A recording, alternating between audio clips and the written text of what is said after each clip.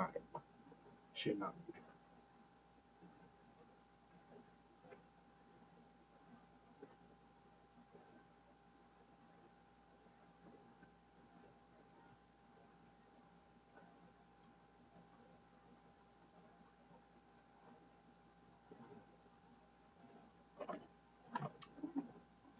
Hmm.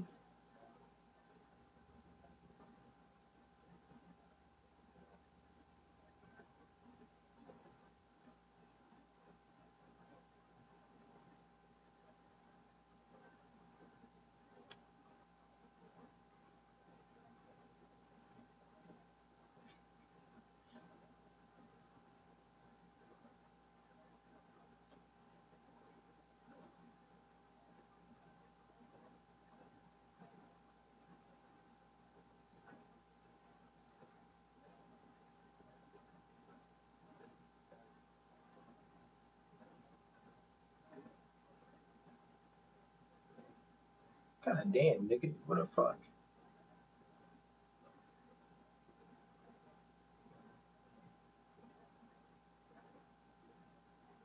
Let me get the lighter, yo.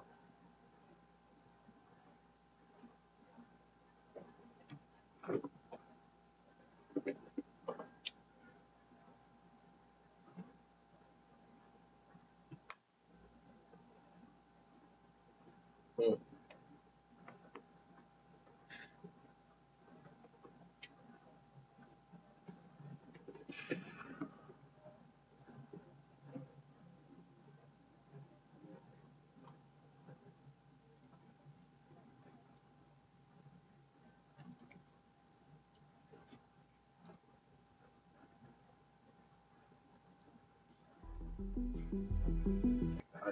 I just paused the bitch. Fuck.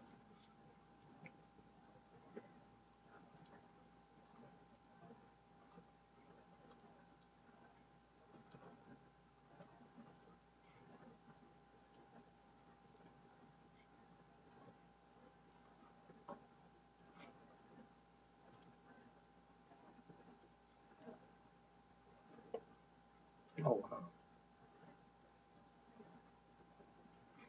Let's load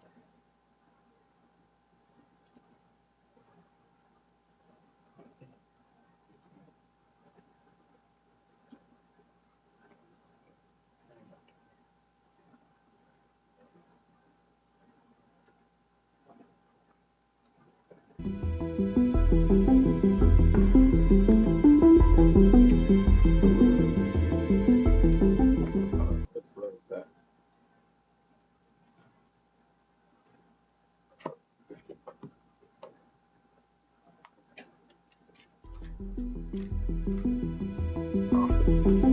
That out. Let's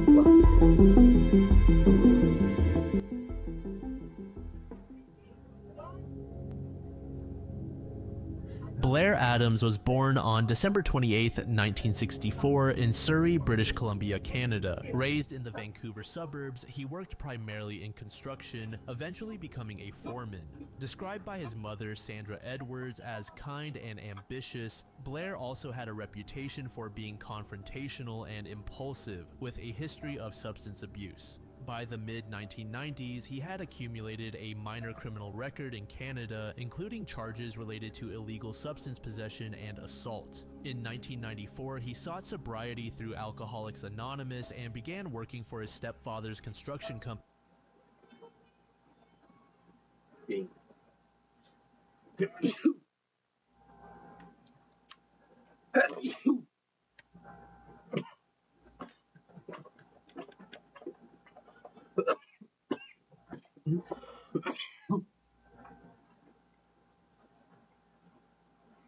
I'm sneezing. I call.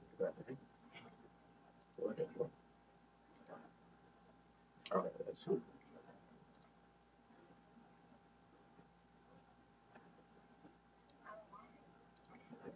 In Frankfurt, Germany. During this time, he dated a German woman, though the relationship did not lead to long-term plans. By late spring 1996, Blair returned to Surrey, where he resumed work as a construction foreman and lived with his mother. Friends noted his initial stability, but this would soon unravel. In late June 1996, Blair's behavior shifted dramatically. Colleagues observed uncharacteristic mood swings, and his mother recalled him becoming increasingly withdrawn.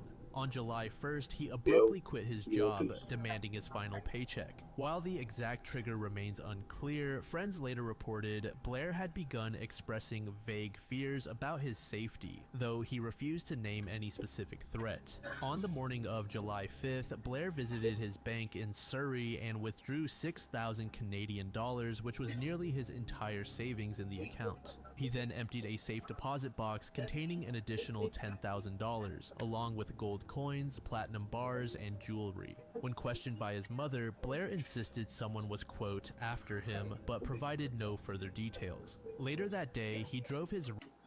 what the fuck is this big black ass mark on my head? What? What you say it like that? Sound like you said what? Like, you know, very, very confused. In the middle? Yeah, like it used to be a bump. Yeah, but like, why is it smack dab right there, looking like, you know what I'm saying? One of those, bro. You know what I'm talking about, right?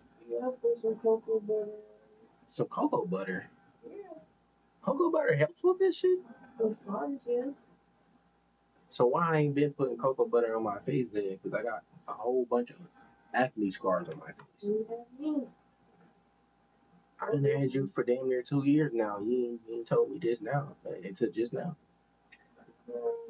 That's more so the first scar on your face. I don't know where the show, but it's not that bad, you know? Like that. I don't know. I don't know at all. I don't know. I think my face is. But you never really mentioned anything about getting rid of spots. Mm-hmm. I don't care to, but I wouldn't mind. red 1986 Chevrolet Chevette 4 hours to Courtenay, British Columbia to visit an uncle. Finding the uncle absent, Blair lingered in the area for 2 days, though his activities during this period are undocumented. Yo, what you doing in the air? What is fuck? What the fuck? This is good. Just weird as fuck. On July 7th, Blair attempted to enter the United States via the BC Ferries route from Swartz Bay to Seattle, Washington. U.S. Customs and Border Protection agents flagged him as a potential substance courier due to the large sum of cash he carried, which totaled 16,000 Canadian. A background check revealed his criminal record, including drug-related charges, leading to his denial of entry. Blair then returned to Surrey, where he confided in friends about his fear of being killed, but again omitted specifics. Determined to reach the US, Blair purchased a round-trip airline ticket to Frankfurt, Germany for $1,700 on July 8th. His girlfriend in Frankfurt later told investigators she had no knowledge of his plans to visit.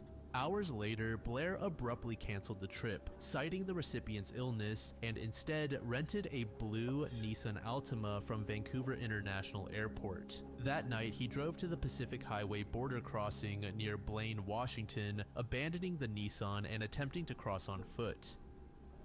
Canadian Border Patrol officers apprehended him around 2 a.m. on July 9th, noting scratches on his arms and legs. Blair matched the description of a suspect linked to a stolen blue vehicle recovered near the border, but authorities released him due to insufficient evidence. After his release, Blair rented a Toyota Camry from Vancouver International Airport and These niggas don't ever do their jobs when they're supposed to. Ever. successfully crossed into America via the Peace Arch border crossing. He drove to the Seattle-Tacoma International Airport, where he exchanged his Frankfurt ticket for a one-way flight to Washington, D.C., departing at 10:30 p.m. Upon landing at Dulles International Airport around 6:45 a.m. on July 10th, Blair rented a blue Ford Taurus. He began driving south but was involved in a minor collision on US Route 250 in Troy, Virginia around 9 a.m. The other driver described Blair as nice but in a hurry. That same day, Blair arrived in Knoxville, Tennessee, a city with no known personal or professional ties to him between 4 o'clock and 5. Why? I don't like this.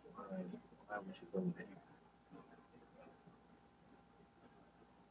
5 p.m., his movements that afternoon were marked by confusion and paranoia.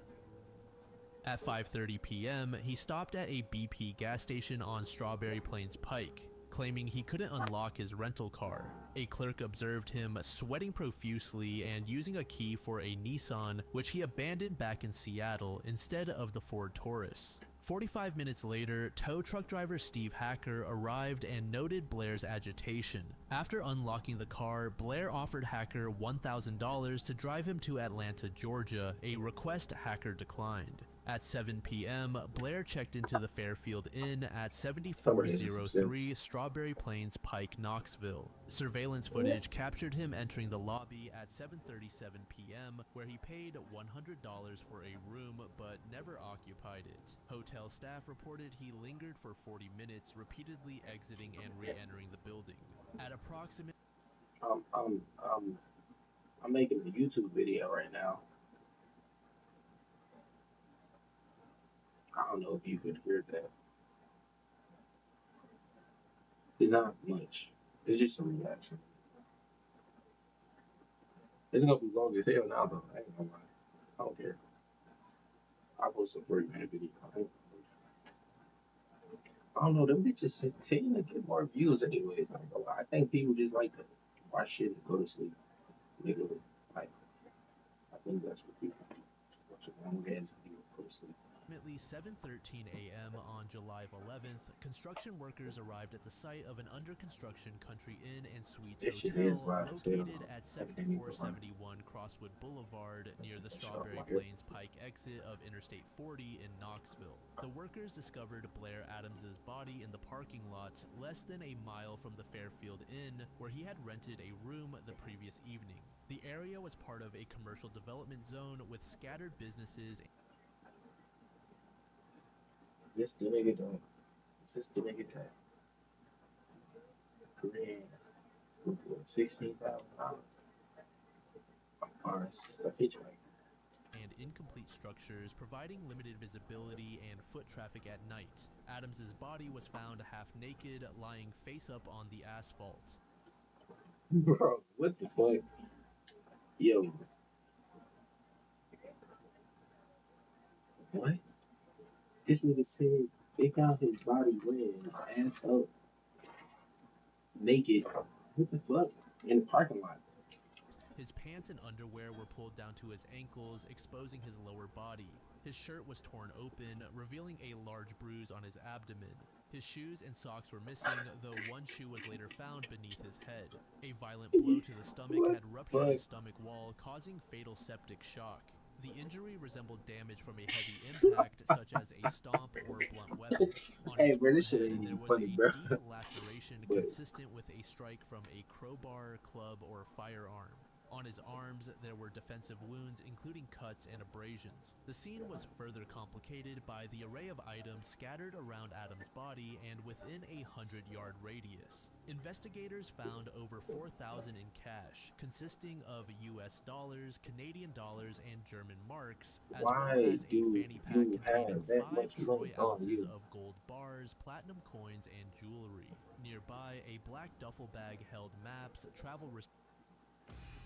This is the nigga that fucking works hard for you with top quality primers, durable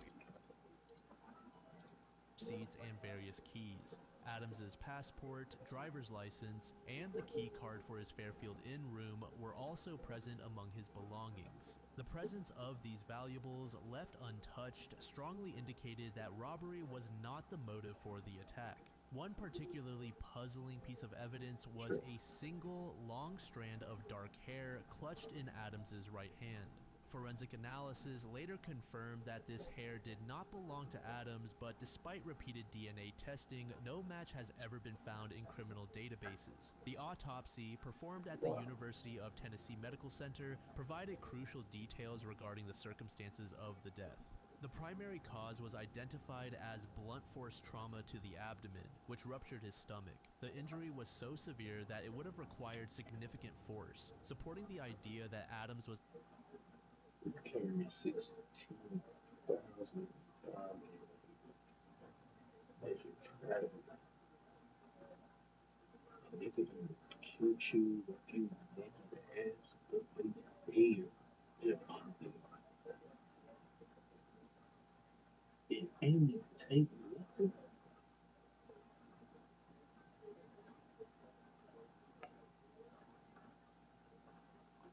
And if he did take something, he'll take everything. They could you gun to it, could just sing a move like that.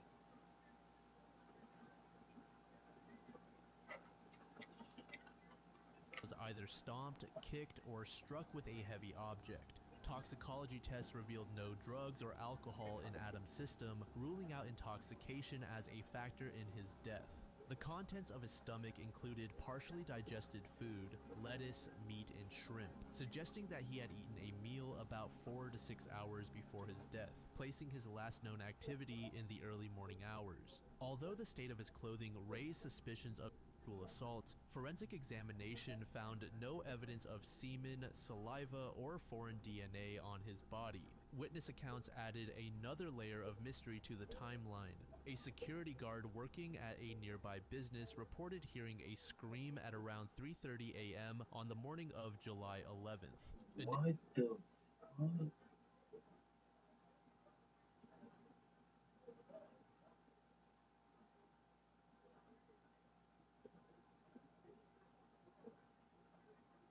Initially, the guard believed the scream came from a woman, but investigators later theorized it could have been Adams during the fatal attack.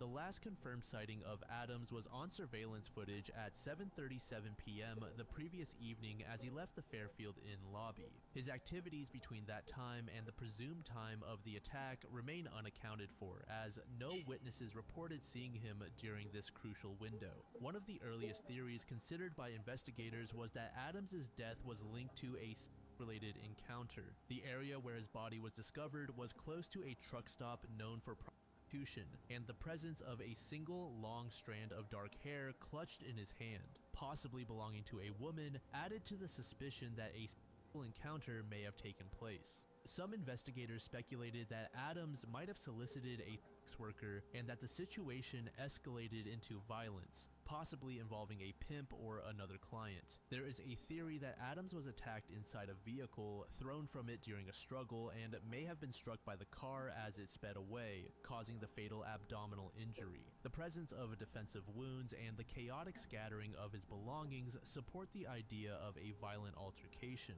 However, this theory is complicated by the lack of forensic evidence confirming sexual assault. The autopsy found no semen or foreign DNA on Adams's body, and toxicology reports were negative for drugs or alcohol. While the state of his clothing and the missing shoe suggest a struggle, the absence of clear evidence of sexual activity or a robbery, since all his valuables were left at the scene, leaves this theory inconclusive.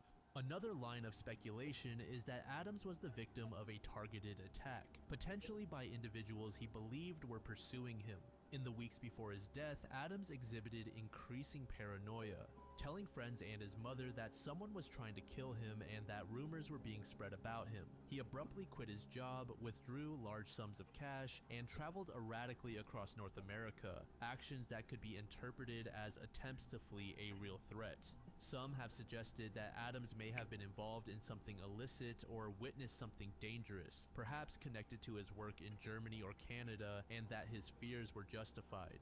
The theory posits that Adams arranged a meeting in Knoxville, possibly with someone he knew or someone connected to his past, and was murdered during this encounter. The fact that none of his valuables were taken could indicate that the killer was looking for something specific, perhaps information, documents, or an item Adams was carrying. The deliberate nature of the attack, the lack of theft, and the possibility of a prearranged meeting lend some weight to this theory.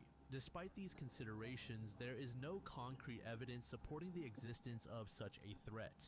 Investigators have never identified any suspects or credible leads linking Adams to criminal activity or specific individuals who might have wanted him dead. The theory remains speculative, relying heavily on Adams's own statements and the circumstantial evidence of his behavior. Another widely discussed theory is that Adams suffered a severe mental health crisis, possibly a paranoid episode or psychotic break in the days leading up to his death. His abrupt changes in behavior are consistent with the onset of a psychological disorder such as acute paranoia or schizophrenia. The fact that Adams had no diagnosed history of mental illness complicates this theory, but those close to him observed a dramatic shift in his personality, including mood swings, insomnia, and agitation. Proponents of this theory argue that Adams's paranoia was internally generated rather than based on real threats. His actions, such as repeatedly attempting to cross the border, purchasing tickets to multiple destinations, and ultimately ending up in Knoxville with no clear reason, could be explained by a deteriorating mental state. The chaotic scene of his death, with belongings scattered and clothing in disarray, might have resulted from confusion or panic during a psychotic episode. Some have even speculated that Adams's injuries could have been self-inflicted during a moment of extreme distress, though the severity of the fatal blow makes this unlikely. Despite renewed investigative efforts and advances in forensic technology, the case remains unsolved. The Knox County Sheriff's Office has re-examined DNA evidence as recently as 2016, but no new leads have emerged. The case has been featured on programs such as Unsolved Mysteries and continues to attract attention from true crime enthusiasts and amateur sleuths. Another interesting line of inquiry that led down a dead end was the man that Blair was reportedly conversing with on the night before his death.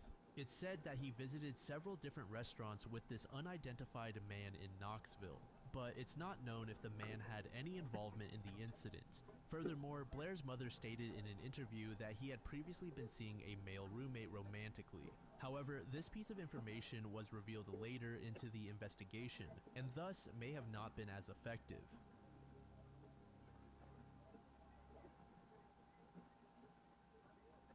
The unsolved murder of Willie Flint Lee in Simpson County, Mississippi stands as one of the state's most haunting cold cases. In August 2009, Lee, a respected chicken farmer and former volunteer firefighter, was found dead under violent and suspicious circumstances. Despite initial investigative leads, arrests, and even a confession, the case remains open, with Lee's family and local authorities still seeking justice. In the days before his disappearance, Lee went about his routine like normal, tending to his farm and spending time with family. On Sunday, August 2nd, 2009, he was last seen by friends and family at his local church, a regular part of his weekly life.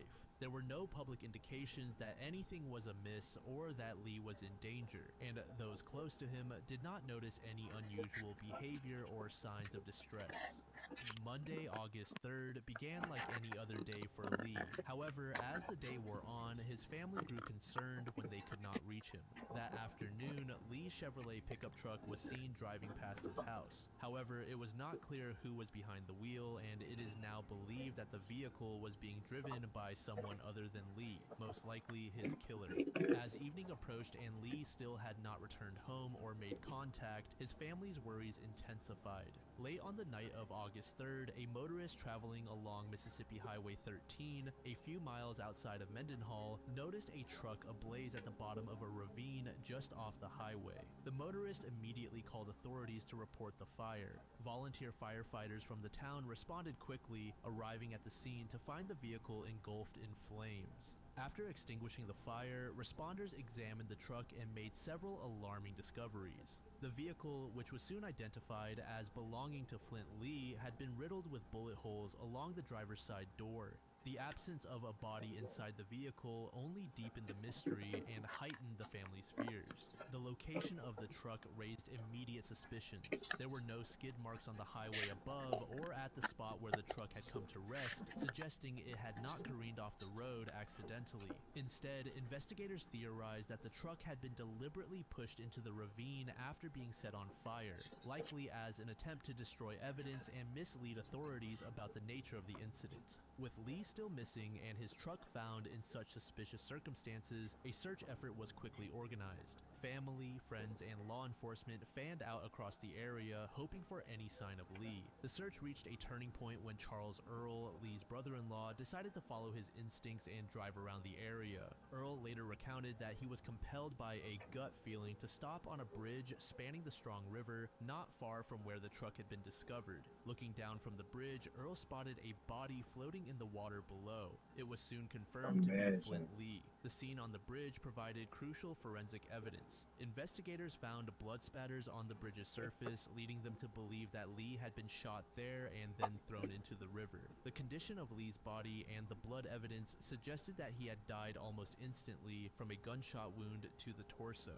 The pathologist's report confirmed this, stating that Lee had not survived the attack and that his body had been disposed of in the river shortly after the shooting. In the days and weeks following the murder, investigators launched a comprehensive effort to interview Lee's family, friends, and acquaintances. They sought to reconstruct Lee's final movements, determine whether he had any known enemies, and uncover any underlying motives for the crime. Lee's last confirmed sighting was at church the day before his murder, and his truck was seen driving past his house on the afternoon of the crime, though it was suspected that the killer, not Lee, was behind the wheel at that time, as we have previously mentioned. Despite their efforts, investigators struggled to identify a clear motive. Those close to Lee described him as a well-liked, generous, and reliable member of the community, with no known conflicts or disputes that would explain such a violent end.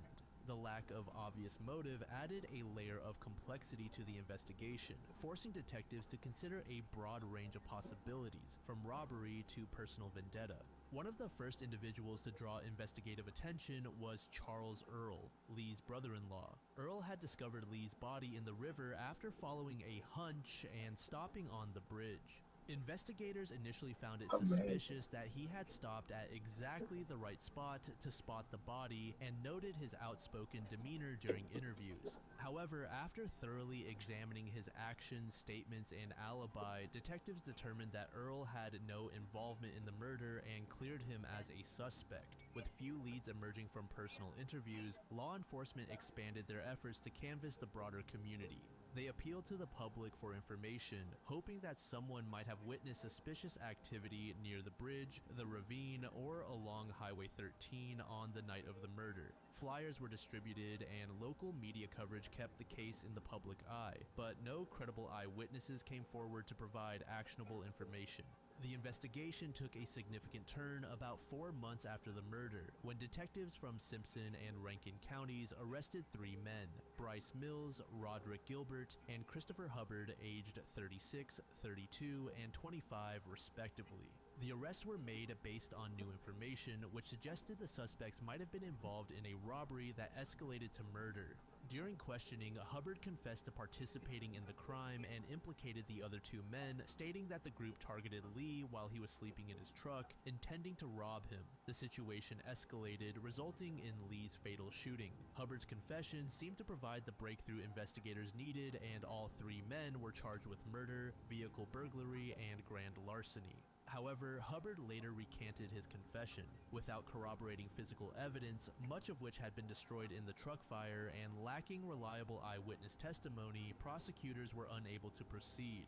All 3 suspects were released due to insufficient evidence, and the case stalled once again. Despite the robbery theory, some investigators and community members have considered the possibility of a targeted killing or personal vendetta. Lee's lack of known enemies makes this theory less likely, but the calculated nature of the crime, the deliberate burning of the truck, the careful disposal of the body, and the absence of a clear motive has led some to speculate that the murder may have been more personal or premeditated than a robbery gone wrong. Despite exhaustive investigative efforts, the murder of Flint Lee. Hey D, you work here? Whatever, kid. Every shoe for every athlete, only at Dick's. I'm 15. I called 988 and spoke to Mateo. Lee remains unsolved. The Simpson County Sheriff's Department continues to treat the case as a cold case, and Lee's family and law enforcement have made repeated public appeals for information. The case has been featured on true crime podcasts, cold case websites, and in national media, keeping public attention alive and generating occasional new leads.